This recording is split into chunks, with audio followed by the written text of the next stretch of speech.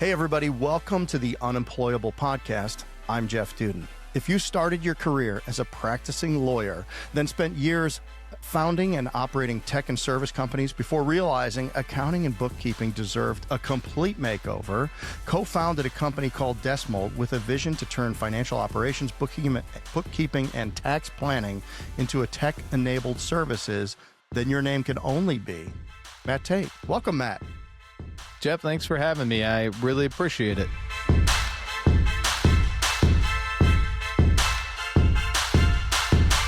Yeah, right. Excited. We've spoken before, and close to my heart, you are a up-and-coming, brandy new franchisor, so you are on the right podcast because we do have a pretty deep audience in the franchise space. Although, don't steal any of our Homefront candidates from this podcast, please.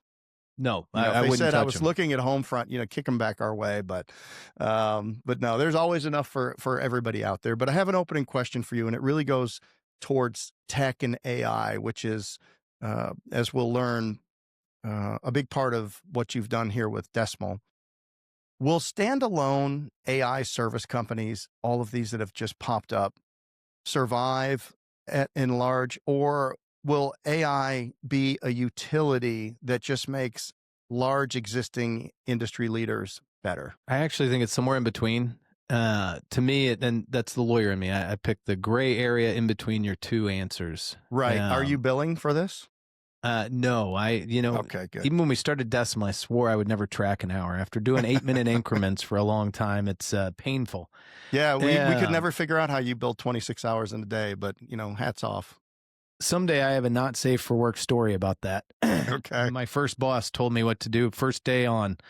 To answer your question though, so to me, when you're talking about professional services, the real glue and I think really good stuff in professional services is the trust, accountability, and credibility that human beings have in servicing and helping other humans.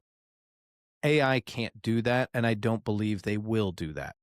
So to me, when you talk about these AI-only businesses, I don't think they can exist as they stand alone. And I think they have to have a component of that trust, accountability, and credibility. But then you mentioned the kind of bigger, older school players. And to be frank, I don't see a lot of them truly being able to adopt and adapt their entire model around where AI is going. I think they're going to be too slow. I think it's those middle ground of companies that try to find the hybrid between that of understanding the truly trustworthy human component, but then how to leverage AI and I would say other technologies to do the work that it's capable of doing. I think that's the most important kind of grouping that will end up exceeding and succeeding. Yeah, absolutely. If you don't have legacy systems to replace, you don't got sacred cows, you have institutional ways of doing things that have people and process and existing sunk cost and technology, you can be more nimble. Exactly. And AI, it operates exceptionally well in the vacuum. And if you want to be nimble and you want to create something new and you don't have to replace anything else, then it will do that for you.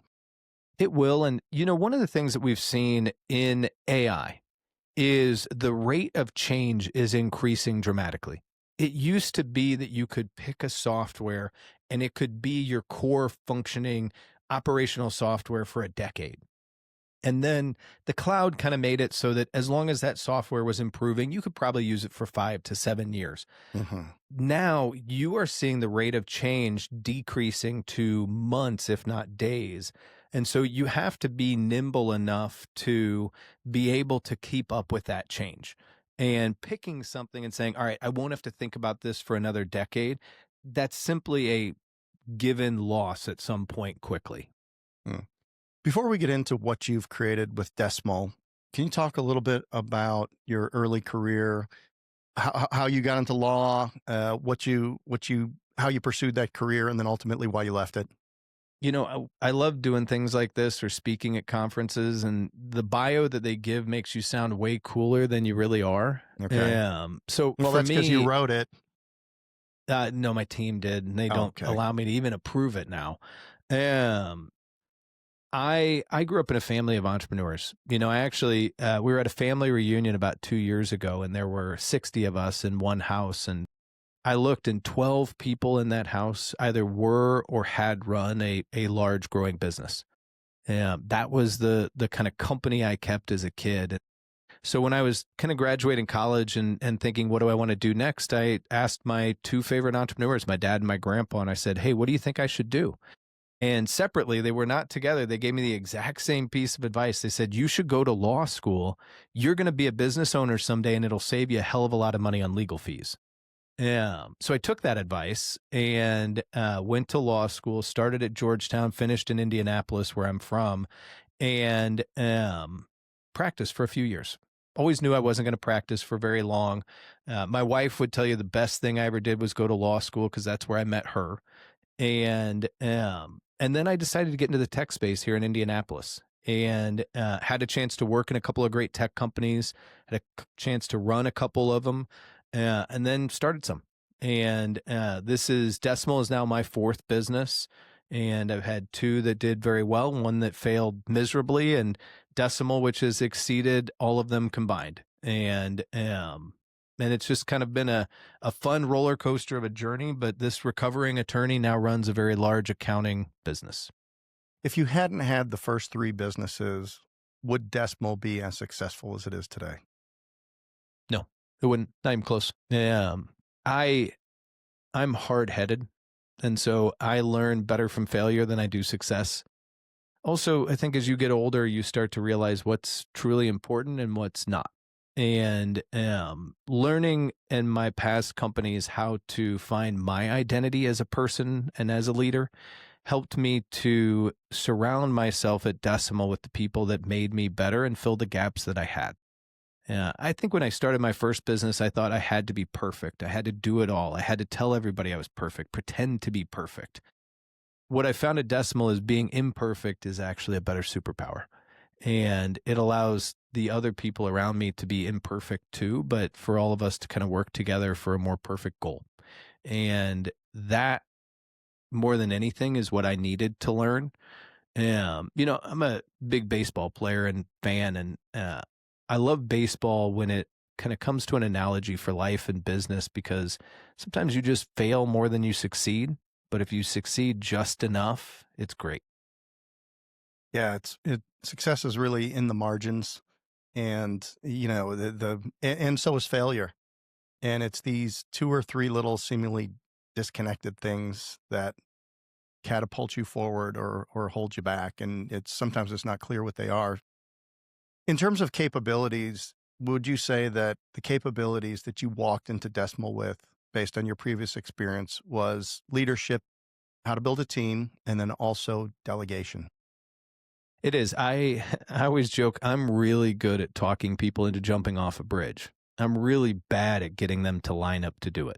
I don't. You know And what? We're not going to sign you up for the suicide prevention hotline then. no, uh, hopefully there's water or foam pits under that bridge. Yeah.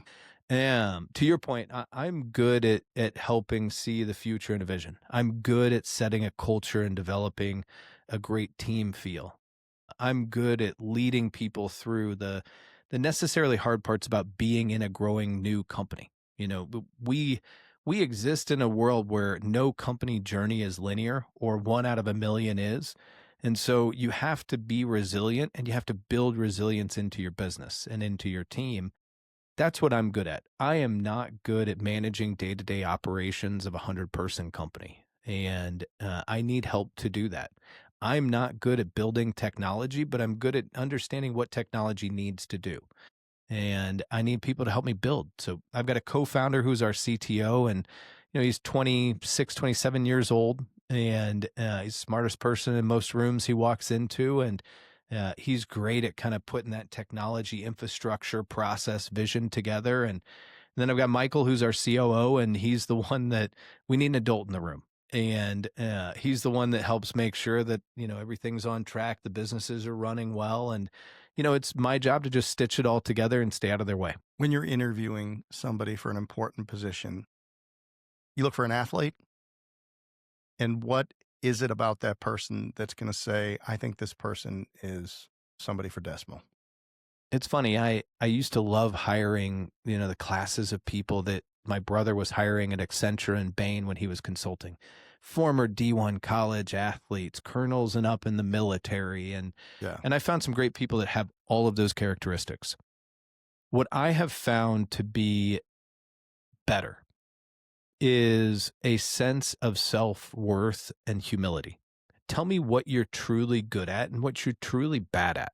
Tell me about your failures and what you learned from them. I ask weird questions that get people really thinking through, like, is this really what I want to say in a job interview?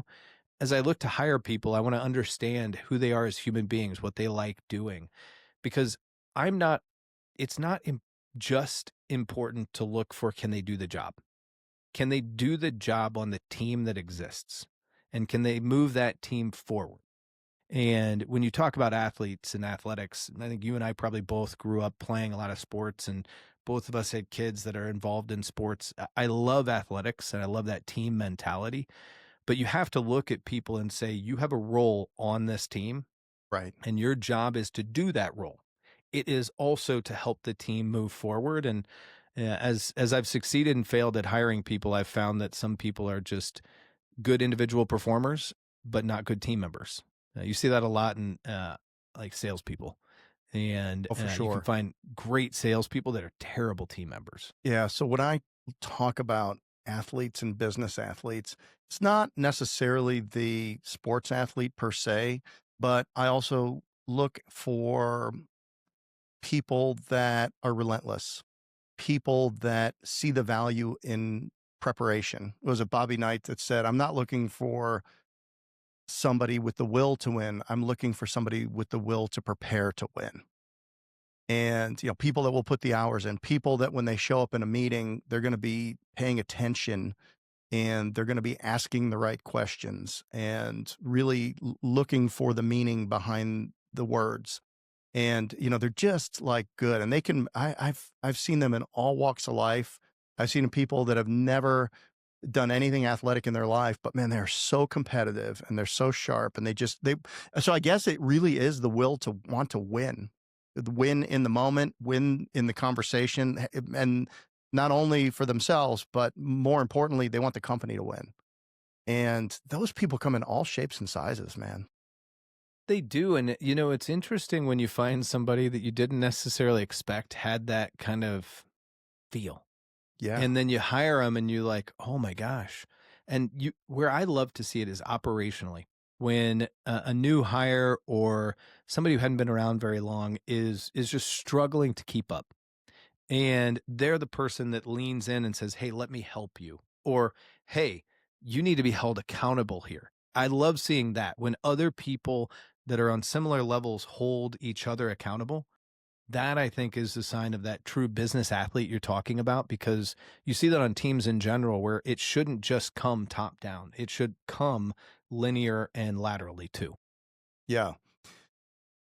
It, I look for pace, not only in the way that they think, but in the way that they act.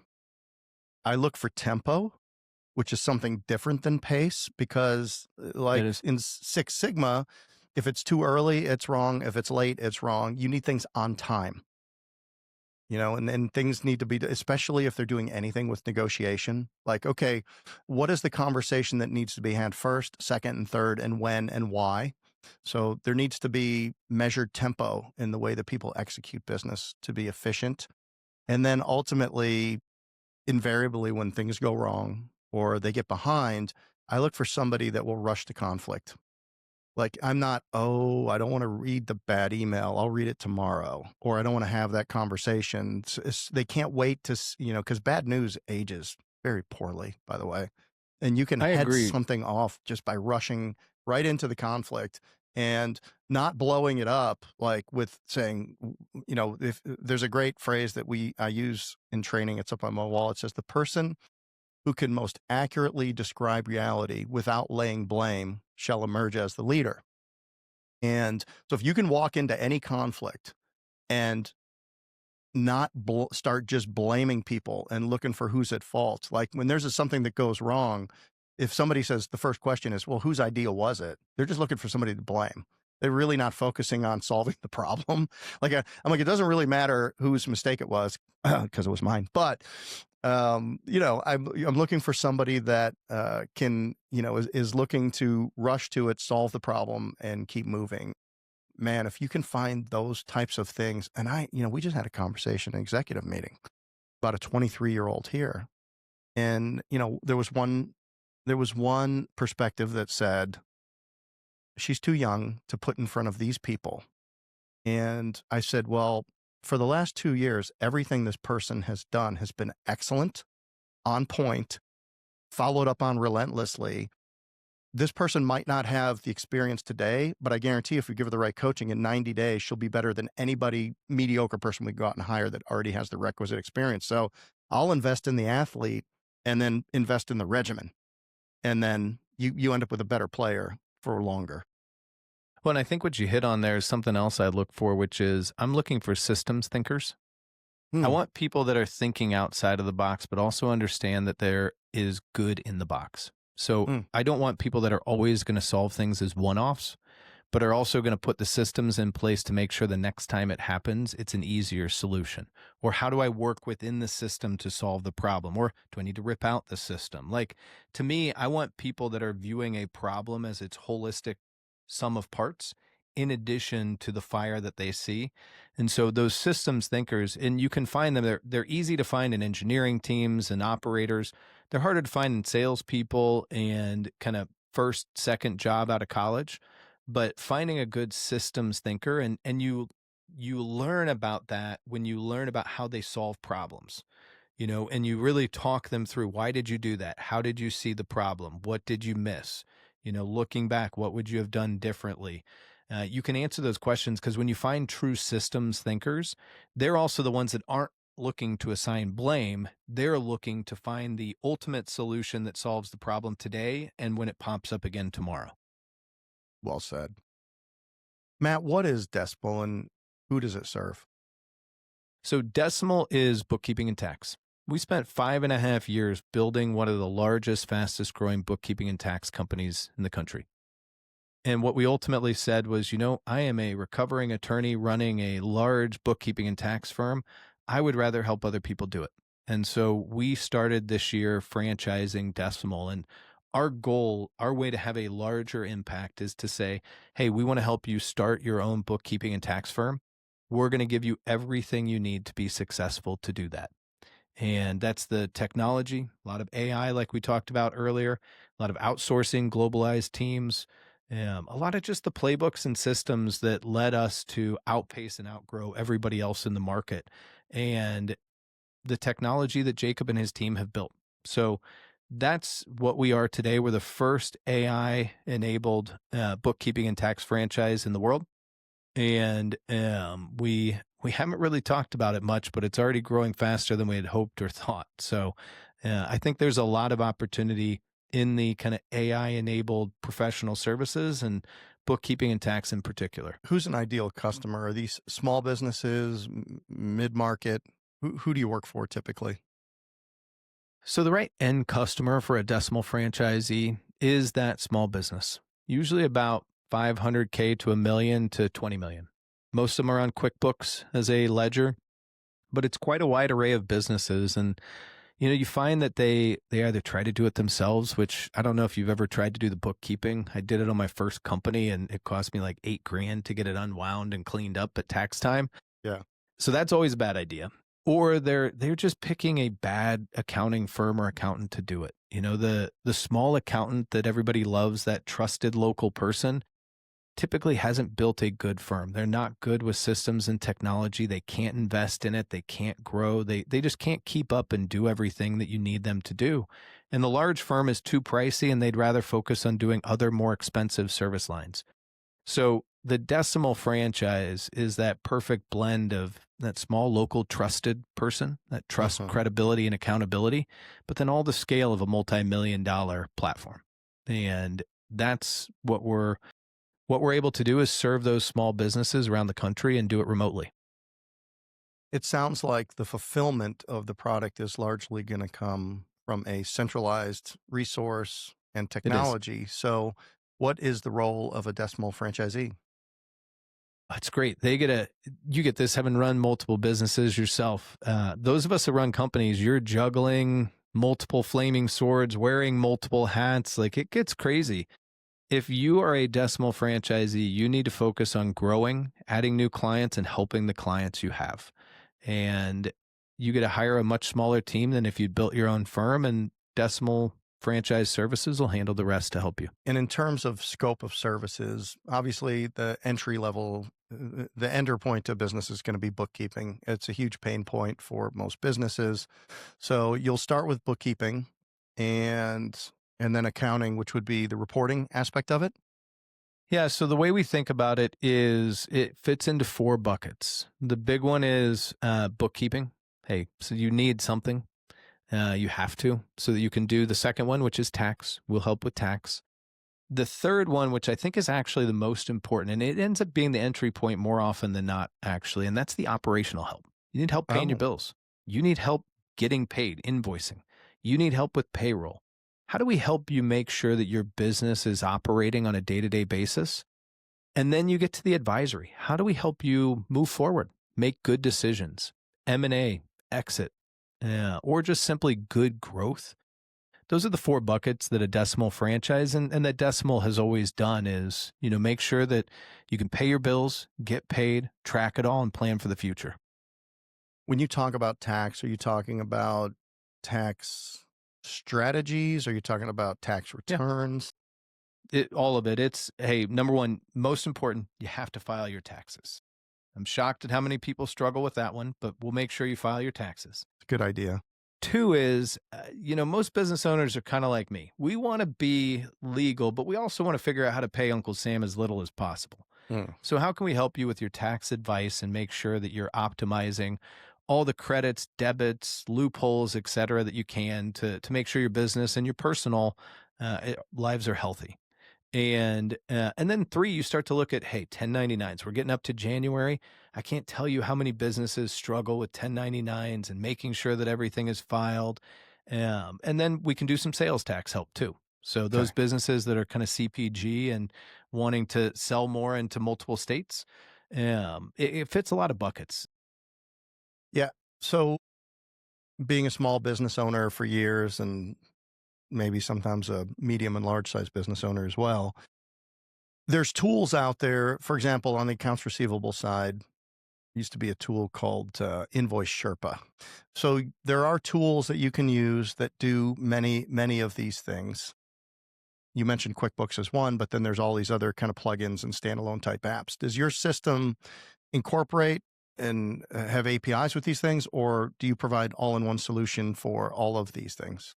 No, we're tapping into the best products that are currently on the Got it. market because you should be using AI-enabled expense reporting software or credit cards like Ramp. You should not be writing checks. So use Ramp or Bill.com for bill pay. You should be using invoicing in a way that automates payments and integrates into a ledger.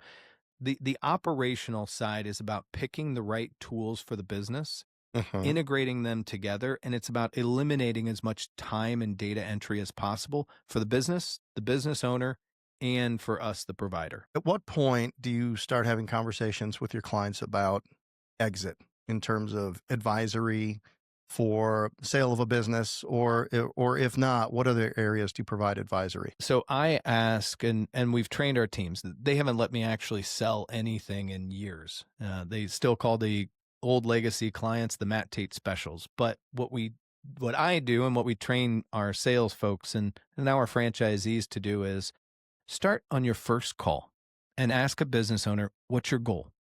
What is your goal with your business? Is it to sell the business? Is it to grow the business? Is it the M&A side? What is your goal? And you should start with that in mind and then work a path forward. And that path involves day-to-day operations. It involves advising. Most of our advising is on, hey, what should your business KPIs be? What are the most important levers in your company to help you make the most money and be successful? And then you start to look at what are your product or service lines. I can't tell you how many businesses we run into that they'll tell us, 70% of our revenue comes from this product and 30% comes from these two. And I look and I'm like, well, 70% of your profit comes from those two products and 30% comes from your big revenue. That's a problem. How do we help you fix that? How do we help you see the numbers in that? Is it cost? Is it price? Where do you really work to improve the quality of your business? Are you looking at M&A? How do you evaluate another company? How do you do diligence? We don't necessarily do some of the diligence aspects, but we can help you find a trustworthy provider.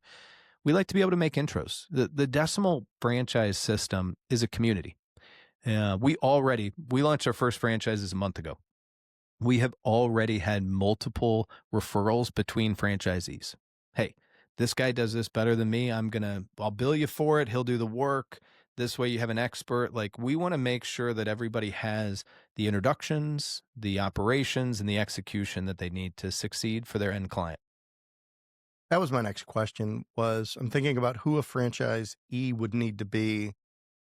At a minimum, they would need to be kind of a business generalist to be able to identify, at least execute on your customer engagement plan, asking the questions, starting with the goal, working backwards through operations, and having some inquiries about tax and maybe asking for tax returns and stuff like that. So now you've kind of done this intake from a customer, but most people aren't the 1%ers that know how to do everything. And so so I can imagine that, if they don't know what they don't know, that there's got to be a resource that they can go to, whether it be another franchisee, somebody at the home office, or a third-party company. In our first set of franchisees, we have one who is not an accountant. Okay. And he already has an accounting manager that helps his clients. Got it. And they do the accounting, and he does the kind of operational support and advising. He advises them business owner to business owner. We have another one that is I guess technically an accountant. He and his business partner, but they're a small cap private equity group, and they wanted to turn expense lines from their 12 brands into profit lines, and they've already grown their firm. And so they're looking at this as an investment, as an additional company in their portfolio. The third one's an accountant. It's his second firm. He sold one a couple of years back and decided to kind of get away from running a firm, wanted to start his own, and said, gosh, I don't want to start from scratch. And this is way better than doing that. So sometimes it helps to have that accounting background, but it really helps to more have that business strategic advising background where you can talk to somebody business owner to business owner rather than debit to credit. If you would have come to me with this concept and asked my opinion on whether you should franchise it or go direct, now I will always make the case that franchising is the greatest wealth creation business model ever invented, and that businesses are a high-class asset and they create financial security and economic freedom for families on Main Street, USA. And franchising is the best way for people, if they don't have a business, to get into business and to put that in their portfolio and take advantage of the tax code and all of that. So that's kind of my standard message about franchising. That being said, and many of the tax firms, the Jackson Hewitts of the world, they're franchised. So there's a precedent in this space. But if the tech's really that good, and if you can engage customers remotely instead of face-to-face, which I'm a big proponent for face-to-face business development, were you on the fence about franchising it at all? Did you have some thoughts that you could take this direct and grow it globally? Absolutely. And we did that. Okay. We started Decimal January of 2020. So a great time to start a company. And COVID wasn't your fault. It's just a coincidence. I know, but it was awesome, and it sucked for like 5 minutes. Yeah, what it taught everybody was it's okay to do remote things. Right. And when you're a remote business in a world and a sea that wasn't remote, it skyrocketed things really, really quickly. And for us, in 5.5 years, we grew our business to service over 1,000 companies. So we grew really, really fast in the space. And we grew to be a really big, big company. And what we learned in doing that and building the infrastructure around it, we made acquisitions, bought a company from KPMG about 3 years ago. We bought another firm last summer. We looked at doing these. Should we just continue to grow organically? Should we do this acquisition? Private Sure. equity is in its infancy in accounting, but it's just going like gangbusters. Right. And And you I did a cap raise for, if I remember correctly, 12 million. We did. Yeah. And so we are the fast growing type. This is not a lifestyle question for us. So we wanted to see where we could have the biggest impact and make the most economic sense for us. So we looked at the roll up. What we looked at when we started to look at about 150 firms was their margins were not what they should be. Their operations were not what they could be. And yet there are 85,000 accounting firms in the country, and they're all struggling. And then we started to look at KPMG. We started to look at some of the bigger firms and how they operate they call it CAS, client accounting services, and how they operate their bookkeeping businesses. And we said, oh my gosh, like how we do it is so much different and so much better.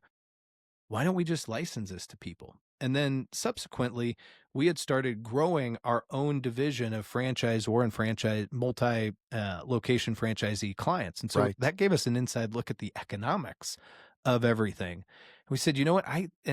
What private equity does when it enters an industry is it barbells it. You have a bunch of big, which then creates a bunch of small and very little in between. And so if there are 85,000 small accounting firms out there today, Hmm. there's probably going to be 100,000 in the next 2 years, and they fail at a 60% clip. Right. How do we utilize the momentum to start firms, but then help them to not fail? And we just saw a huge opportunity. And then as we talk to our clients, you're right, there's so much power in being able to look somebody in the eye in person. I love remote. I genuinely think it's a great way to grow the right type of business, but we really saw the opportunity to have a larger impact through franchising versus running a growing globalized company. It also, as three people who are non accountants running an accounting business, it feels great to have the idea of, hey, can we just help other people do this rather than having to do it ourselves? And so it kind of hit all the right notes, and we think we hit the market at the perfect time. Yeah, I would agree. I had Sean Clark on a couple of weeks ago. As a matter of fact, I think he's going out today. Go High Level founder. Well, that's awesome. Yeah, man, he was great. And I actually that I will ask a question about how you do customer service because he has a really innovative way of doing it. But as I was thinking about your concept, getting ready for us to have a conversation, I was like, I wonder if they could have done similar to the Go High Level, which is they basically went to agencies and they built customized instances for specific industry segment groups. And then the marketing agencies generally would push the product into the small businesses. But I think it works for Go High Level, but I don't think it works as well for you because think about it. Your franchisees can go to every chamber of commerce meeting. They can go to every BNI meeting. They can go literally up and down the streets and knock on every business. And Everybody. half the people are going to be like, yeah, man, we've got a bloated accounting department that, takes a lot of management or whatever. And you'll never get the saturation for a model like this without somebody who's just constantly out there being the face of Decimal in the community because it's not a pure tech play because there's so many variables in what a company's going to need.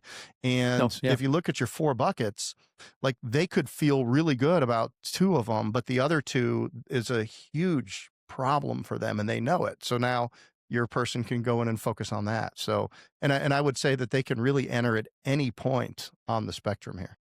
And that's what makes the barrier to entry for a client so much lower than it could be, is that we have that ability to find the pain. And Hmm. then what we talk about, and my first ever boss in sales said, find a product or service you can sell that has a land and expand mentality. Or the tip of the spear was what another boss said. Like, how do you get the tip of the spear in and open it up? And land and expand is you want to get as many hooks in. Like if you want bookkeeping, great, we'll help you with bookkeeping.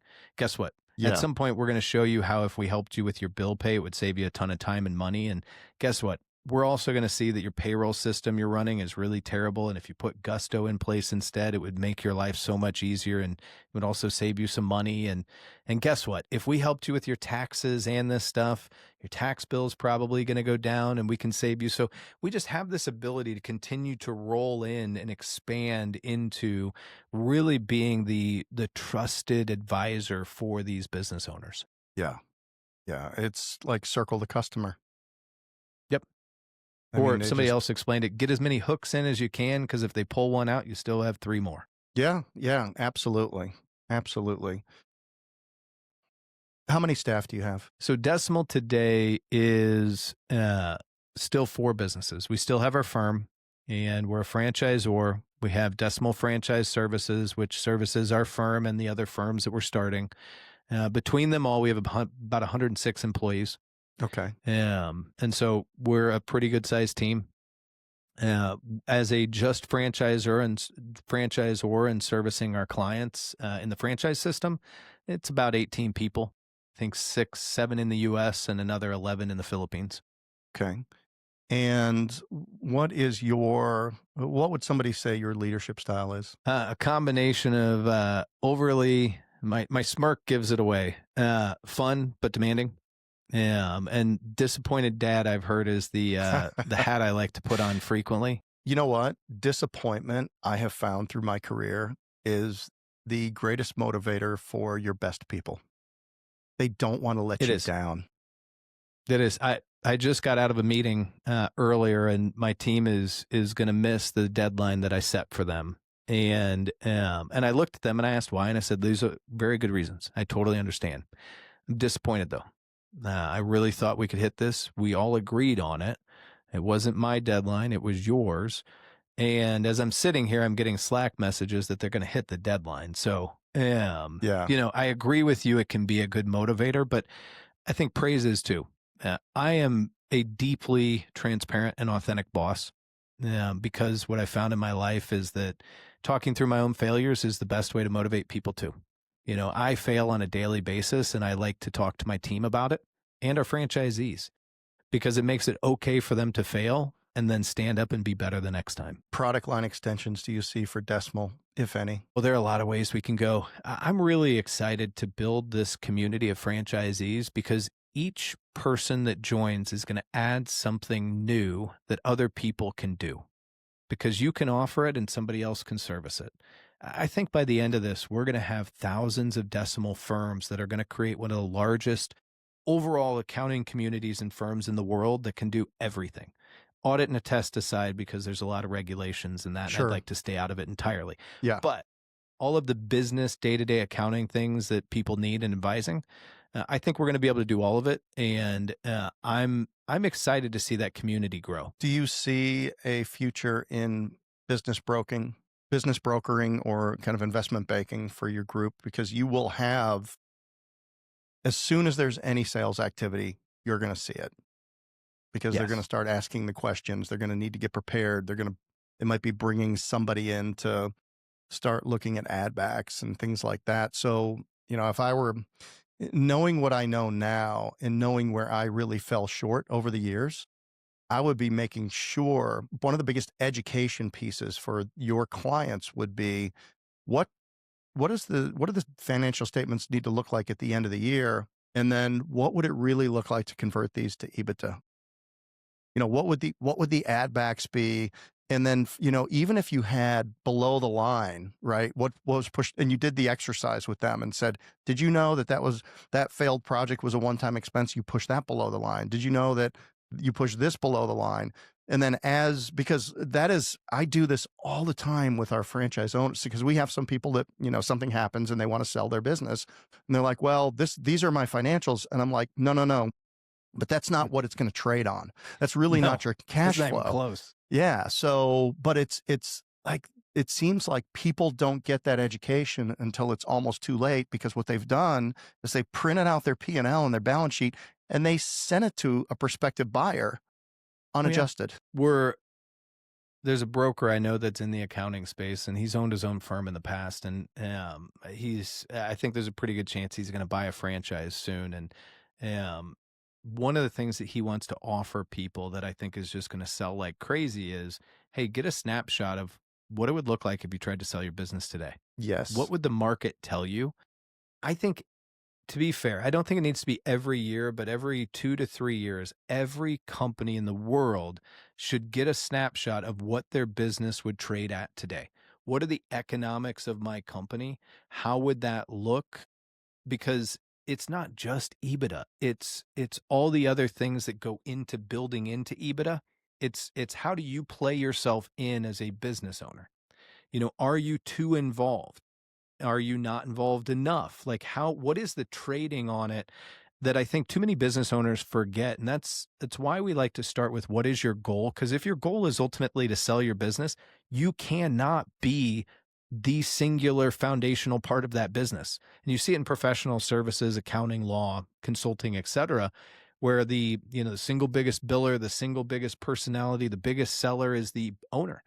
And that immediately devalues the multiple on EBITDA or revenue or however you're coming up with the calculation for a sale or an acquisition. There'd be so the EBITDA calculation, that exercise, educating the business owner what goes below the line, that would be value add number one. And then value add number two would be out to the right of the P&L, and the balance sheet would be benchmarking. Okay, so Oh until yeah. you start benchmarking to a small business owner who's not thinking, and say, do you realize that your legal expense is 12% of revenue? What's going on here? Why are you spending so much in legal? Or you have a controller, you have an accountant, you got a bookkeeper, and then you're paying these outside people. You're spending 6% when you should be spending 3% on financial services. And all Oh of a yeah. sudden, like the thing about it is business owners will act if they know what to do, if they know where to I focus. agree with you. Yeah. And look, I'm only telling you this because these are my failings, right? Until you get a great, like I always knew in business. So I'm an operator, but I'm a builder. And there's different types of CEOs. There's promotional CEOs, which I fall into. There's operational excellence CEOs. There's product CEOs. There's finance CEOs, which a lot of them have a strong finance bent to them and things like that. But we all have our strengths and weaknesses. So I know, like to your point earlier when you started, I have to surround myself with great finance because I won't relentlessly 14 hours dig through and find that extra 2% that'll fall to the bottom line because I'm fat in this area of the business. But I need somebody to do that. And it's pretty easy when you've got $1 million or a $2 million service business or whatever it is you guys are helping Right. people A with. bank And account business. yeah, I mean, it's pretty easy to do. And you could easily make a case that, hey, we just by us being involved last year, you're making 4% more to the bottom line, which is another 80 grand. It's interesting to me. I don't I think people need to understand the finances of their business. Hmm. They need to understand the levers of their company. I don't necessarily think they need to always understand their financial reports if they're on the smaller side. You need to the larger you get. Most sub $2 million a year businesses can run on a bank account and a credit card mentally. You need to have Sure. everything like I know what's coming in, I know what's going out, and I've got a good measure of what that is. But you need to be able to understand what you're seeing from an economic perspective in your business. I am selling this much and I'm making this much. And that kind of marginal view of your business is more important than a chart of accounts for you. Your chart of accounts should look like that, but Yeah. like truly you need to understand the underlying stuff that goes into it. And that's what I think most business owners actually lack is that translation. I think they have the desire to understand their business, but they don't know how to understand it. No one's ever like taught them. The first time I ever had to look at a P&L, I was running a company and I got brought in to run it for somebody else. And they said, hey, you have a great tech background. You're a recovering attorney. Why don't you run this legal tech company? I was like, great, perfect combination of my careers and my skill set. And he said, well, great. Here's your business. Here's your P&L. Here's your balance sheet. And I'm looking and I'm going, I never learned how to look at any of these.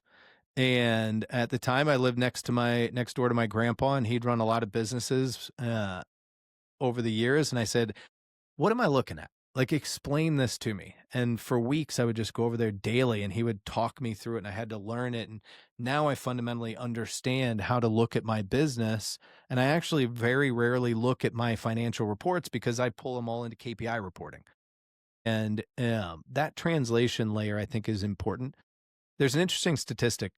About 2 years ago, we had 600-ish clients, and we ran a test to see how many opened the email that contained the link to get to their P&L and balance sheet on a monthly basis. And then we did reporting on who clicked on the link. 600 businesses, under 30% opened the email. Under half of them clicked the link. Under half of them stayed on that web page for more than 5 minutes. And these are businesses, all of which have 2 to 20 million in revenue. That's insane. And That's by an the way, incredible statistic. there was no correlation on revenue either. Yeah, and by the way, as a franchisor with hundreds and hundreds of franchise owners out there, they don't, they don't, they don't, they're not interested in the nuances of the health of their business from their financial statements, by and Yeah. large. The ones that are typically end up better. For sure. Yeah. Yeah. Wow. That set me back right there. Aren't those crazy numbers? I mean, like you're not surprised. You've worked with enough business owners. Oh, I knew like it. And You've I worked knew with it. enough franchisees. Like, that's not surprising. But then when you actually spell out the data, and what's interesting there, somebody asked me last year, they said, "Hey, how do you think the economy's doing?" And I said, "Let me give you a statistic. We've got around 1,000 businesses that we work with, and our payroll costs amongst our company are down 10%. So it's 1,000 companies, payroll costs are down 10%. Okay. That tells me that there is an issue with the subset of businesses that we work with. And we're not seeing it in terminations and layoffs. We're seeing it with no refill. Somebody leaves, we're not refilling the position. And when you talk about like business brokering, I actually think data brokering, the data that we get to run through is a fantastic subset of the U.S. economy, of purchasing, of just activity that I think has a really, really, really big potential to it. With that view, what is the evolution of outsourcing or even offshoring to small businesses? I mean, so my third ever hire at Decimal was somebody in the Philippines. So I fundamentally believe in a globalized workforce. I think that technology should be the base layer and foundation of as much work as can be done. On top of that, you should have a staff that is at a lower cost point than the US, doing as much work as they possibly can. And you're hoping technology continues to eat into that. And then you have your US staff doing only the stuff that in my case, the Philippines team in technology can't do, which at this point is client relationships and final quality check. And I can tell you that quickly AI is taking that final quality check pretty shortly. Yeah. So that means that I am now deploying, and our franchisees are deploying US staff members to relationship only. Right. And that I Activation. think it's perfect. It's Yeah. trust, it's relationship, it's retention. It's how do you dramatically affect revenue? Because in accounting, and I think you see this in a lot of professional services, right now the trap is that you have people doing the work and managing the relationship, which means that when the work gets busy, the relationship suffers. That's right. And the relationship is more important than the work. You have to get the work done. So I'm not saying that you can't get the work done, you shouldn't do it. But do you want grace? Build a good relationship. Yeah. Great output is meaningless at retention time. Well, that's what we're finding, and aspirationally, that's what we're doing as well. As our tools evolve, our tech gets better, then there's less time in preparing data, doing data analytics, and all of that time can be spent at activation of new opportunities or servicing our existing customer or franchisee base. Yeah. I mean, I'm going to go back. Trust, accountability, and credibility. That's what people do well. It is the backbone of relationships. And that's what we need to focus on. And so I fundamentally believe in a globalized workforce because my US staff members won't do things at the cost that can be done just as well, if not better, Yeah. at a much lower price point. So why should I have them do it? Also, they're not happy doing it. Like you and I talked earlier about how you've struggled in past businesses. I hear this all the time to find good bookkeepers or good accounts payable help. They don't like that job. They don't get paid well for it. So they're constantly looking for another one. Why not find people that are good at it, like doing it, and also are at a better price point? So to double click back on something you said, people's labor payroll is reducing by 10%. And I assumed you meant that was in the customers that you're bookkeeping for across the Correct. board. So what that tells me is that you've got aggregated data and you've probably got information rights from your customers, which is probably a nice secondary value driver for Decimal as a business. But what are they doing with that? They're not backfilling, but is it a growing business that is reducing their payroll? And again, what are they automating and how are they doing it to reduce their payroll expense and yet still maintain customer service? Because in my experiences, businesses are growing right now. I think you are seeing people leaning into what technology can do better. I also think you're seeing people lean into what a globalized workforce in the Philippines or India or South America can do as well. I think what you're seeing is that people are now finding the price point that they want to solve a problem and then figuring out how to find the tools to solve that problem at that price point.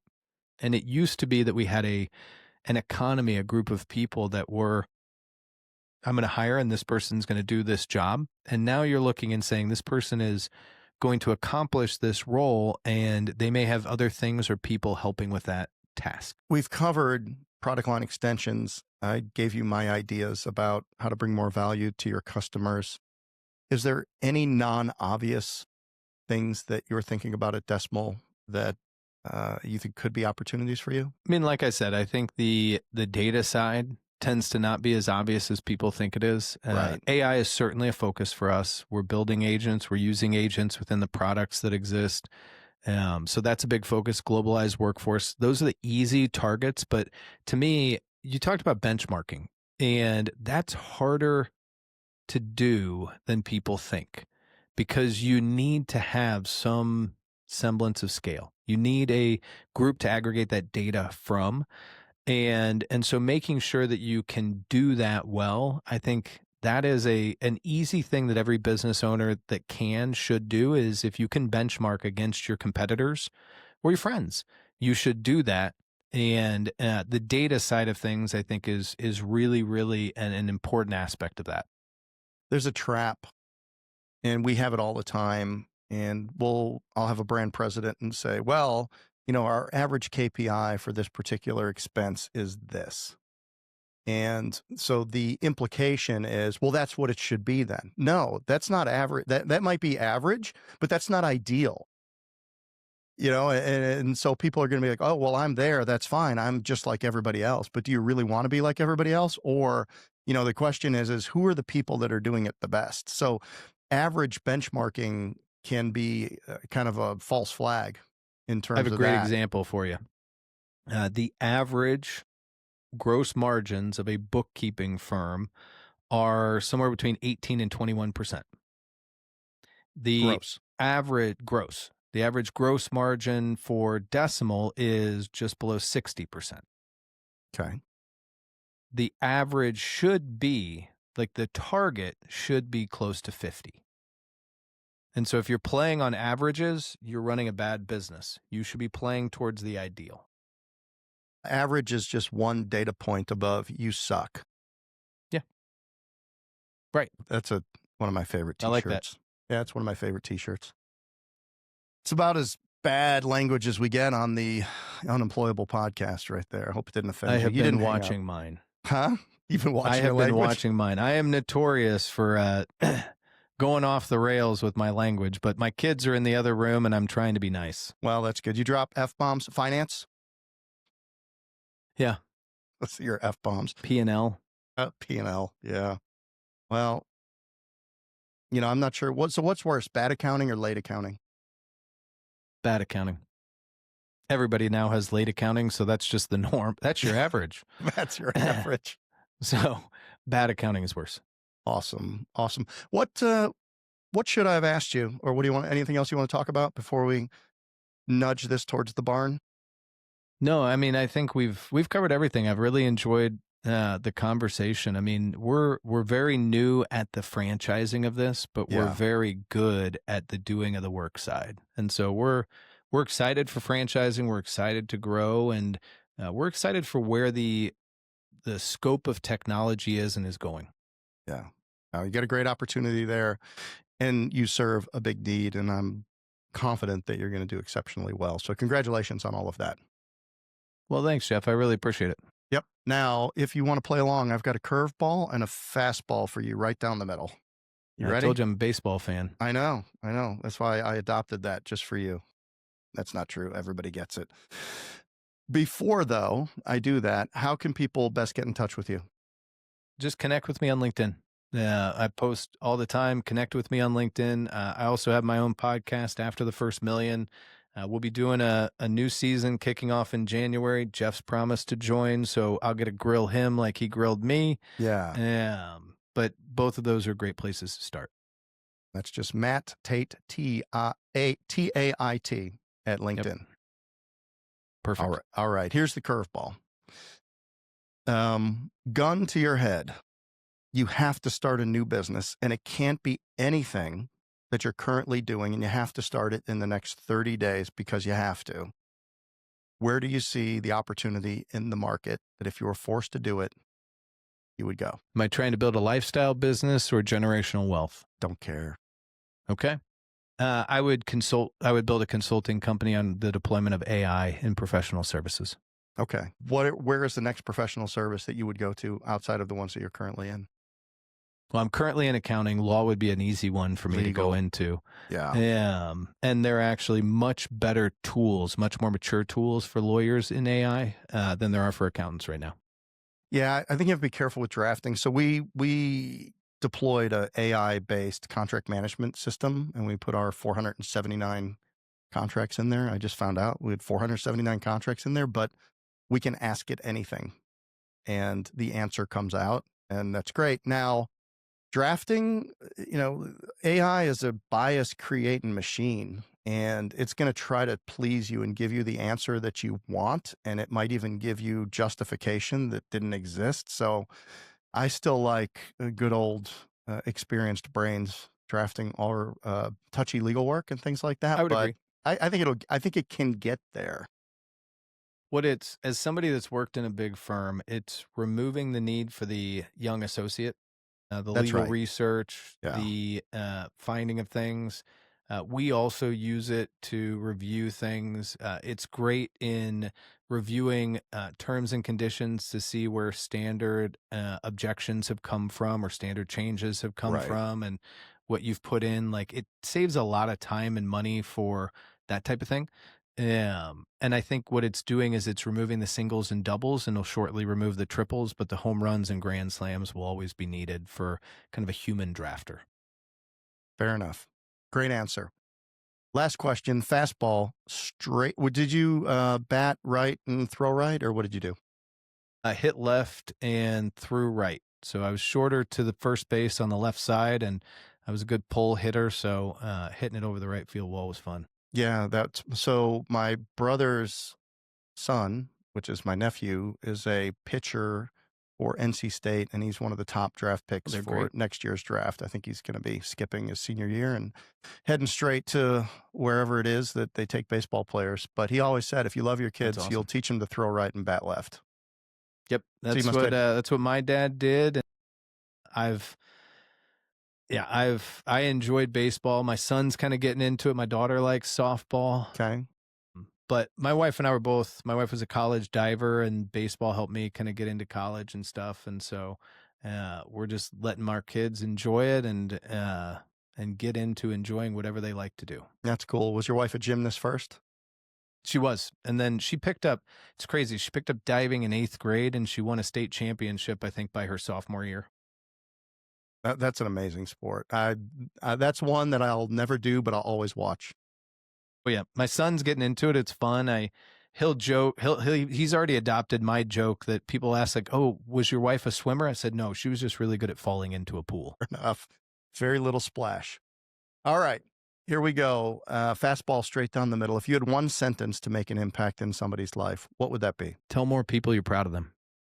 Oh, that's great. Years ago, I asked my grandpa what was his favorite business book, and he gave me a book about Mr. Rogers. And it was about how he used to sign his letters IPOY. And I'm proud of you. And he said more men need to tell each other they're proud of them. And it's something that's missing from our society. I love that. That's a new one. Thanks for being on. Jeff, thanks for having me. I appreciate it. Yeah, this has been a good time. I'm Yes. Jeff Dudan. We're here with Matt Tait, and we have been on the Unemployable podcast. Thanks for listening.